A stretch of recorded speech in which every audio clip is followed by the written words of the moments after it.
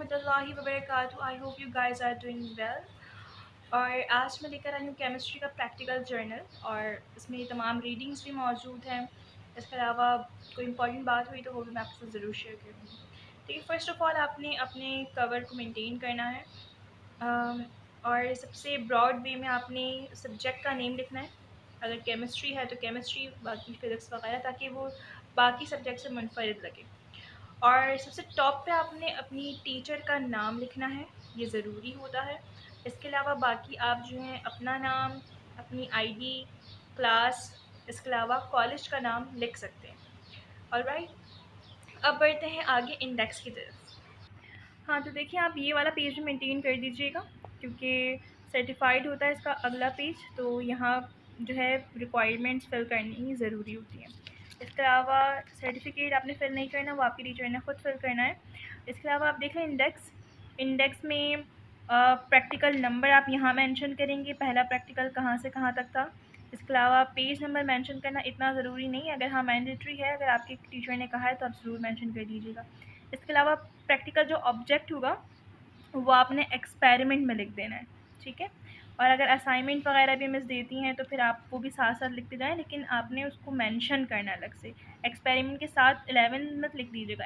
Assignment number 1 है तो assignment number 1 ही लिखिएगा, इससे आसानी रहती है, ठीक है। ये आप देख लें, सेकंड पेज है।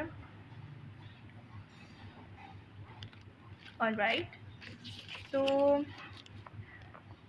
अच्छा, पेज जो है इंडेक्स का ख़त्म हो गया था, तो आप खुद से भी बना सकते हैं। अगर ईज़िली नहीं अवेलेबल हो तो आप खुद से बना सकते हैं। इसके अलावा देखें, जो केमिस्ट्री का प्रैक्टिकल है वो 3 से 4 सेगमेंट्स में आई थिंक डिवाइडेड है। तो हमें जो है मेल्टिंग एंड बॉइलिंग पॉइंट जो पहले करवाया गया है उससे रिलेटेड तमाम चीज़ें, मेल्टिंग पॉइंट, बॉइलिंग पॉइंट, तो उसका आप अलग से टाइटल बना लें, हाइलाइटेड लिख लें, कुछ भी कर लें अपनी टीचर के अकॉर्डिंग। और इसके अलावा आपने टॉपिक को ब्रॉड तरीके से लिखना है, हाइलाइटेड लिखना है। ऑब्जेक्ट को, अपैरेटस को, अगर अपैरेटस लिखना टीचर ने कहा है तो इट्स ऑलराइट, अगर नहीं कहा तो आप स्किप कर सकते हैं। थ्योरी लिखना जो है वो इम्पॉर्टेंट है, मैंडेटरी है। Okay, so here is a procedure.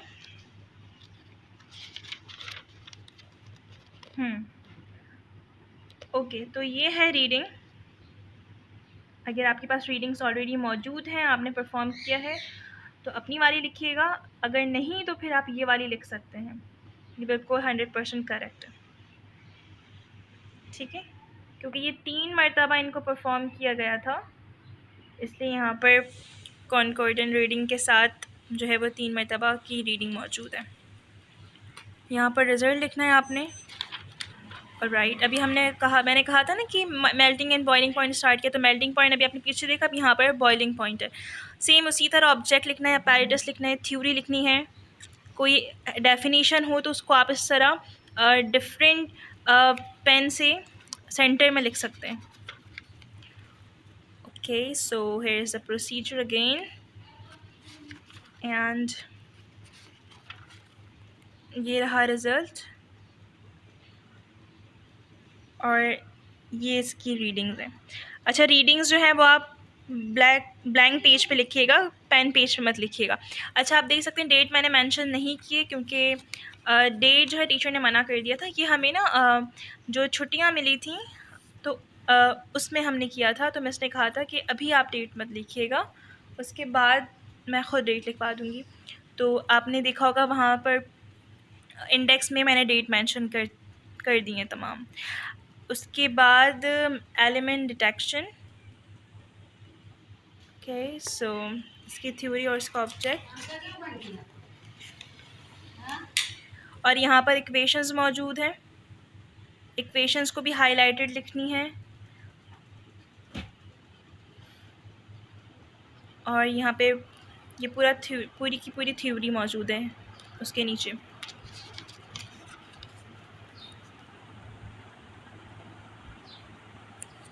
Alright,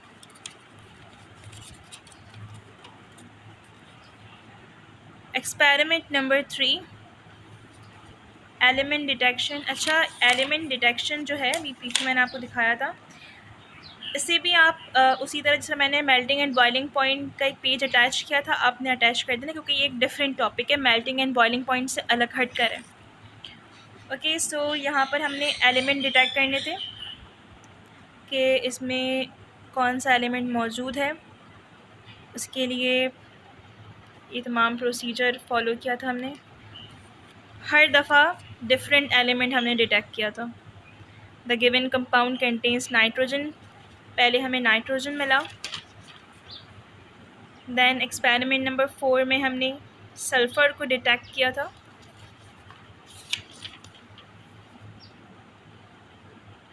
experiment number 5 में क्लोरीन डिटेक्ट किया है।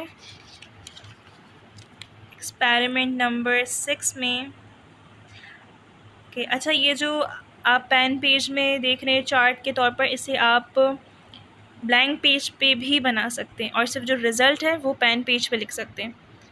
ओके, सो हमने ब्रोमीन को डिटेक्ट किया था एक्सपेरिमेंट नंबर 6 में।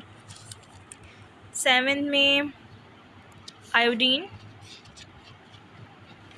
ओके, सो यहाँ पर एक्सपेरिमेंट नंबर 8 स्टार्ट हो चुका है और ये टिट्रेशंस यानी टाइट्रेशंस का डिफरेंट टॉपिक है, तभी इसको उसके लिए अलग से पेज अटैच किए।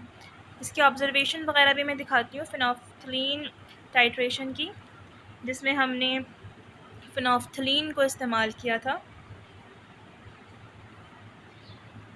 इंडिकेटर के तौर पे। ठीक है, ओके, ऑब्जर्वेशंस देख लें आप, ब्लैंक पेज में करनी है आपने, रीडिंग्स आपने ब्लैंक पेज पे निकालनी है इस तरह डिफरेंट चार्ट बनाकर। ठीक है, और ये रहा एक्सपेरिमेंट नंबर 8। ऑब्जेक्ट लिखा है, थ्योरी लिखी है हमने बुक में से देखकर, और या अगर मैनुअल है तो मैनुअल से देखकर भी लिख सकते हैं। कैलकुलेशंस की हैं हमने। ब्लैंक पेज पे करने का फ़ायदा ये होता है, पेज जो है वेस्ट होने से बच जाता है और थ्योरी के सामने ही कैलकुलेशंस भी आ जाती हैं। इंडिकेटर के बारे में लिखा है हमने, फिनोल्फ्थलीन के बारे में, और प्रोसीजर लिखा है, क्या क्या प्रोसीजर हमने फॉलो किया है, और इक्वेशंस लिखी हैं। एट द एंड में हमने रिज़ल्ट लिखा है, नॉर्मेलिटी और अमाउंट, बेसिकली हमने यही निकालना था, आप पढ़ सकते हैं ऑब्जेक्ट में देखकर। ओके, एक्सपेरिमेंट नंबर 9 बिल्कुल सेम है।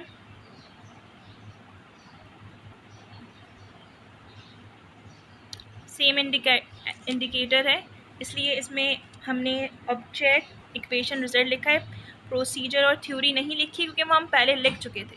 ठीक है, यही वजह है कि हम बार बार नहीं लिखते।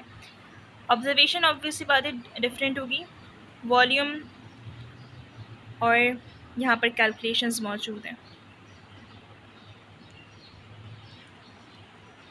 एक्सपेरिमेंट नंबर 10 की तरफ बढ़ते हैं। सेम, ये भी फिनोल्फ्थलीन टाइट्रेशन से रिलेटेड है।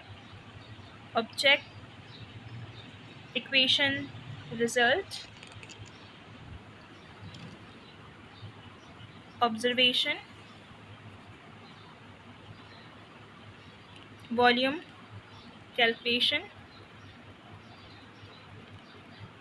की, और इक्विवेलेंट वेट निकाला है हमने। एक्सपेरिमेंट नंबर 11 से पहले आपने देखा था कुछ असाइनमेंट्स भी गिवन थे। असाइनमेंट्स इसलिए दिए जाते हैं ताकि प्रैक्टिस हो सके आपकी, और अगर कुछ हटकर ऑब्जेक्ट आ गया आपके पास एग्ज़ाम्स में, देन ऑब्वियसली आपको आना चाहिए। तो असाइनमेंट भी देख लें, डिफरेंट कॉलेज में डिफरेंट असाइनमेंट्स मिलते हैं, लकीली क्या पता सेम भी हो सकते हैं, तो आपने देखना है। इसमें भी सिंपली हमने ऑब्जेक्ट कैलकुलेट वगैरह किए हैं, बाकी जो थ्योरी प्रोसीजर है वो आप पहले ही देख चुके हैं फर्स्ट पेज पे। ठीक है, असाइनमेंट नंबर 2 सेकेंड असाइनमेंट है, बिल्कुल सेम फिनोल्फ्थलीन टिट्रेशन से रिलेटेड है। इसमें ऑब्जेक्ट कैलकुलेशन वगैरह सेम उसी तरह की हुई। ओके, आप स्क्रीनशॉट ले लें। Alright, assignment number 3 is also same. Okay, so यहाँ पर आई होप कि आपको पिक्चर क्वालिटी जो है वो क्लियर नज़र आ रही हो। अदरवाइज़ आप 3 डॉट्स पर क्लिक करके हायर पिक्चर क्वालिटी भी लगा सकते हैं, तब आपको मज़ीद क्लियर पिक्चर नज़र आएगी। अच्छा, CR का मतलब आपने पता है ना, कॉन्फिडेंट रीडिंग को कहते हैं, ठीक है। ये हमें गिवन होती हैं, इसमें गिवन है, असाइनमेंट में गिवन है। अगर नहीं गिवन हो तो हम खुद निकालनी होती हैं। अच्छा, बेसिकली आपने फार्मूला याद करना है। फार्मूला आपको याद हो गया ना, तो आप किसी भी तरह की कैलकुलेशंस कर सकते हैं, आपको ऑब्जेक्ट कुछ भी गिवन हो। फाइनली हम चलते हैं एक्सपेरिमेंट नंबर 11 की तरफ, और ये है methyl orange titrations, different pronunciations होती हैं डिफरेंट जगहों पे। तो यहाँ पर इंडिकेटर के तौर पे मिथाइल ऑरेंज को यूज़ किया गया है। पहले जो आप देख रहे थे अभी असाइनमेंट नंबर 3 तक, आपने जहाँ असाइनमेंट नंबर 4 आई गेस ना, अभी जहाँ तक देखा आपने उसमें और फिनाफ्थलीन हमने यूज़ किया था। अच्छा, यहाँ पे थ्योरी लिखेंगे ज़रूर, क्योंकि यहाँ का प्रोसीजर लिटिल बिट डिफरेंट हो सकता है। एक दफ़ा लिखेंगे, अगर इसका असाइनमेंट वगैरह होंगे तो वहाँ हम नहीं लिखेंगे। तो थ्योरी लिखी हमने, और थ्योरी आप यहाँ से भी देख के लिख सकते हैं, अदरवाइज़ अगर आपके पास बुक मौजूद है, मैनुअल मौजूद है, वहाँ से देख कर लिख सकते हैं। इंडिकेटर के बारे में ज़रूर लिखना है आपने। मॉलिक्यूलर इक्वेशन लिखनी है, एटॉमिक इक्वेशन भी लिख सकते हैं। प्रोसीजर लिखना है आपने, और यहाँ पर हमने ब्लैंक पेज पर ऑब्जर्वेशन लिखा है, और ये रहा। यहाँ पे हमने बाकायदा कॉन्कॉर्डेंट रीडिंग निकाली है, मैंने आपसे कहा था ना निकाली जाती हैं, और असाइनमेंट में गिवन थी हमें। ये इसका लास्ट वर्क है एक्सपेरिमेंट नंबर 11 का, और ये कैलकुलेशंस हैं।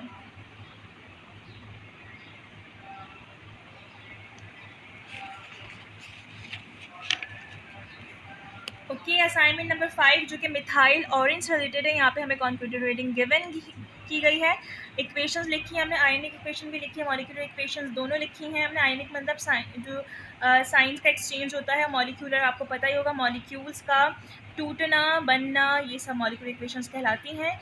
और आयनिक इक्वेशन मतलब चार्जेस का एक्सचेंज होना।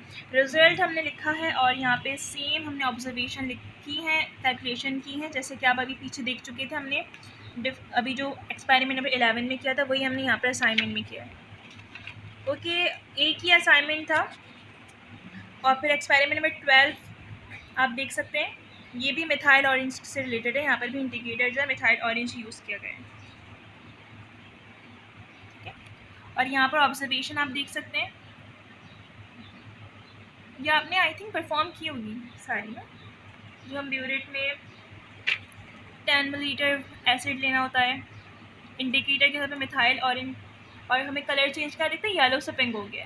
तो ये सारी बातें ऑब्जर्वेशन में यही लिखी हुई हैं। ऑब्जर्वेशन मतलब प्रोसीजर में जो सारी चीज़ें हो गई हैं, वो हमने उसको कंक्लूड करके ऑब्जर्वेशन में लिख देते हैं। और यहाँ पे हमारी रीडिंग्स हैं, और यहाँ ये हमारी कैलकुलेशंस हैं। Okay, so assignment number 6 again related to methyl orange. यहाँ पे भी हमें रीडिंग्स गिवन है, molecular ionic result, observation,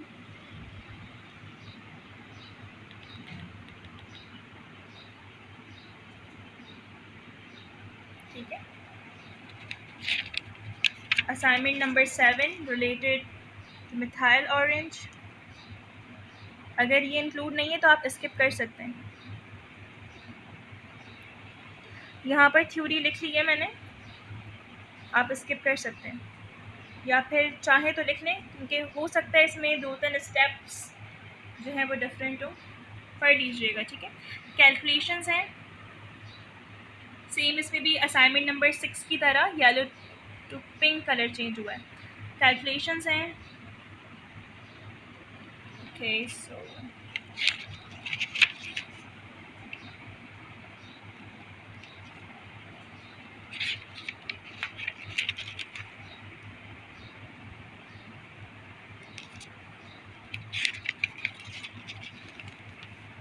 alright, तो हमारा डिफरेंट टॉपिक स्टार्ट हुआ है, रिडॉक्स टिट्रेशन। रिडॉक्स का मतलब पता है ना, एक साथ रिडक्शन और ऑक्सीडेशन जब परफॉर्म हो रहा हो, तो उस टाइप के रिएक्शन को रिडॉक्स रिएक्शन कहा जाता है। तो एक्सपेरिमेंट नंबर 13 से ये वाला पार्ट स्टार्ट हुआ है। अपैरेटस लिखना है आपने, रिएजेंट्स लिखने हैं, इक्वेशंस लिखना है।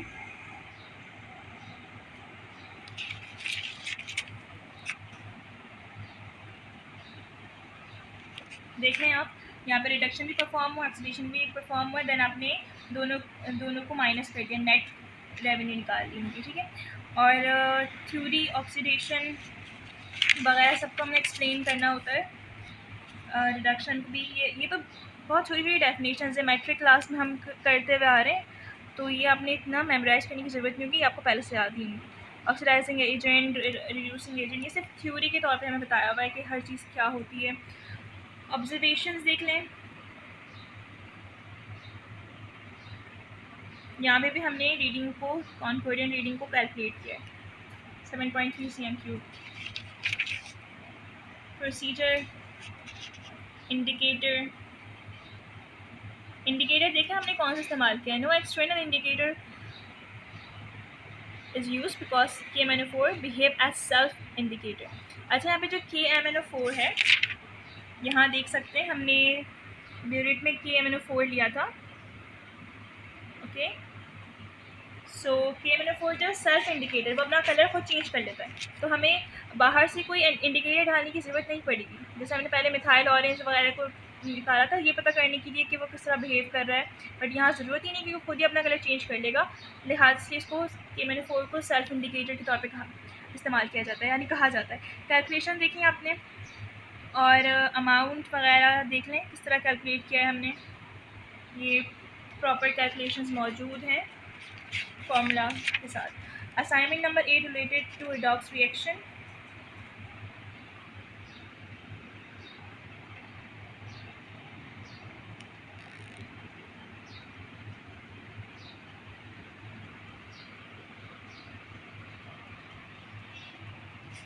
Okay, so experiment number 14.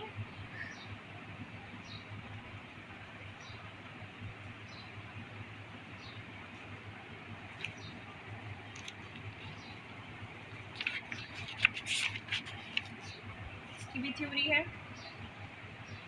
It's also related to redox reaction,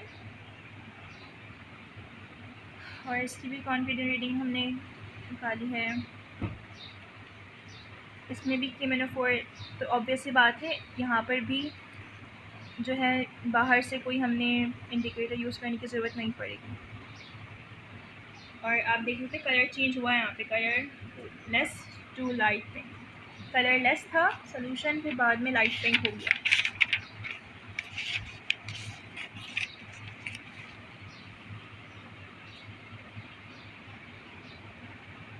result देख लें आप डायरेक्ट, ये बाकी प्रोसीजर वगैरह तो आपको कहीं से भी मिल जाएंगी। Normality, equivalent weight, amount. Assignment number 9 related to redox reaction. Assignment number 9 object लिखा है, कॉन्कॉर्डेंट रीडिंग गिवन है, रिजल्ट है, और ये equations.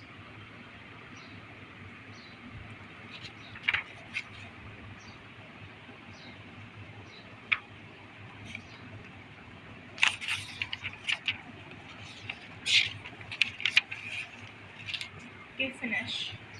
Thank you so much. I hope you guys get benefit from it, और दुआ में याद रखिएगा। अगली वीडियो में फिर मुलाकात होगी, तब तक के लिए अल्लाह हाफ़िज़, अल्लाह ने के बाद।